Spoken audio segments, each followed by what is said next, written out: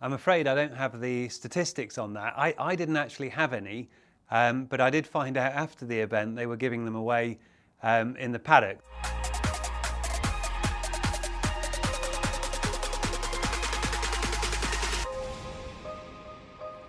Describe your weekend in one word. Well, that's easy, orange.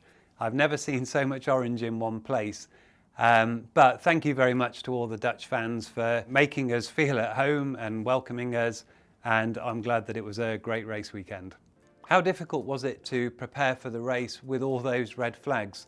Well, it does add to the challenge, and in particular this year, where you only have 1 hour in the morning, 1 hour in the afternoon on the Friday.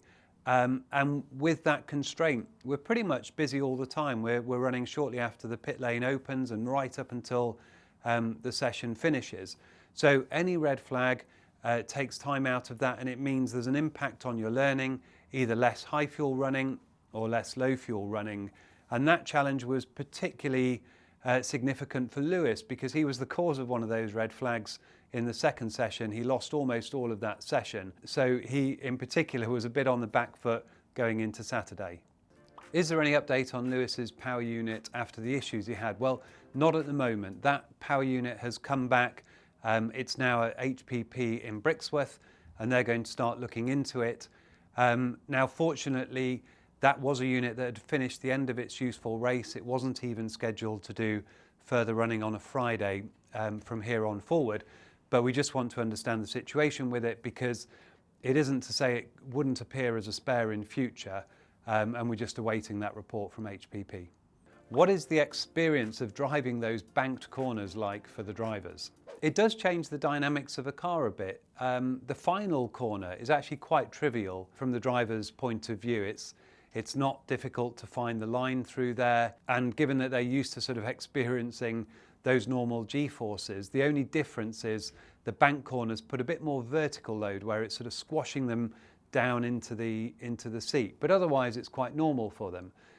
The particular challenge here though was that turn 2-3 combination. There's quite a lot of warp in the track. There's also quite a lot of variability that you can play with on the line, and the tricky bit is understanding the combination of the line that you want to drive and also any setup tweaks that you might want to put on the car to get it to handle in exactly the way they want. So for us, the focus really through Friday and into Saturday was trying to optimise turn 2 and turn 3.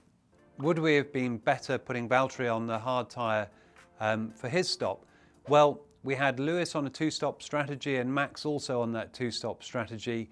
We wanted to keep Valtteri on a 1-stop because we didn't know whether there would be safety cars or VSCs that may create an opportunity.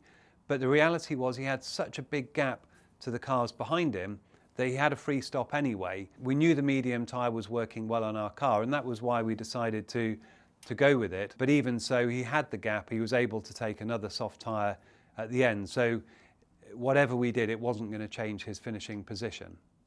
Are we happy with the lap that we chose to make Lewis his second stop? Well, after a race weekend, we always go through these decisions and ask ourselves the question, was there anything that we could have done that was better?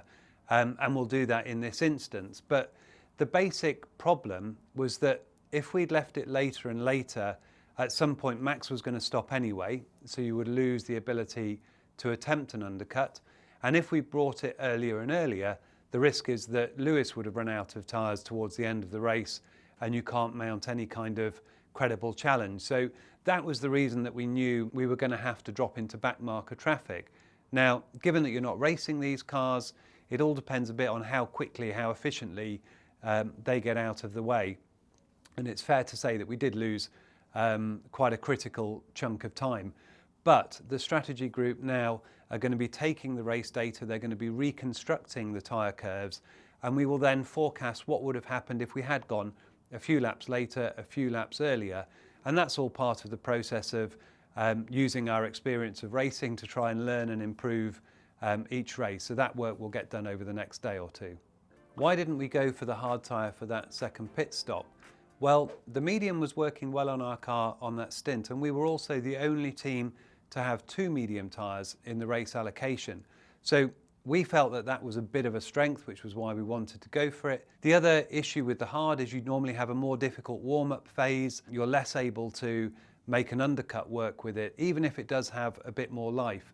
But really linking in with that previous question, we'll reconstruct those tyre curves, and then we can actually give the proper answer of would it have been better to be on that tyre. But the reality is Red Bull had a little bit quicker car on the day. We were behind on track, and in that situation it's actually very difficult to make up the opportunity to pass, especially on a circuit like Zandvoort where it's incredibly hard to overtake on track. Was there an opportunity to stop Lewis for a soft tyre 25 laps from the end and do something similar to Budapest in 2019 or what we did in Barcelona this year? Well, the reality with this race was most people were actually making it a one-stop that needed some management. You saw up at the front, Lewis and Max were pushing those tyres harder. They were on the two-stop strategy. And while that was viable, it was potentially even the fastest way to do the race. When you make that extra stop, there isn't enough tyre degradation to make up for the fact that you've got another 20 seconds or so in the pit. So the reality is the third stop wouldn't have worked. We are monitoring these things live. We're always looking at every opportunity that we can to try and generate some strategic advantage. But what we could see in this instance was you'd make that third stop, you'd drop back, and you'd never even catch back up during the remainder of the race. Why did we pit Valtteri for the soft tyres towards the end of the race? Well, he'd said he picked up a little bit of vibration, which is quite normal. When you take the tyres up to high mileage, they can get a little bit out of balance. And as we talked about earlier, there was no one in his window behind. He had a clear window to make a pit stop to hold on to that podium position. So really it was a precautionary stop. There was no reason not to do it. And that was why we decided to call him in. How many stroopwafels did the Mercedes team eat while we were in Holland? Well, I'm afraid I don't have the statistics on that. I didn't actually have any, but I did find out after the event they were giving them away in the paddock.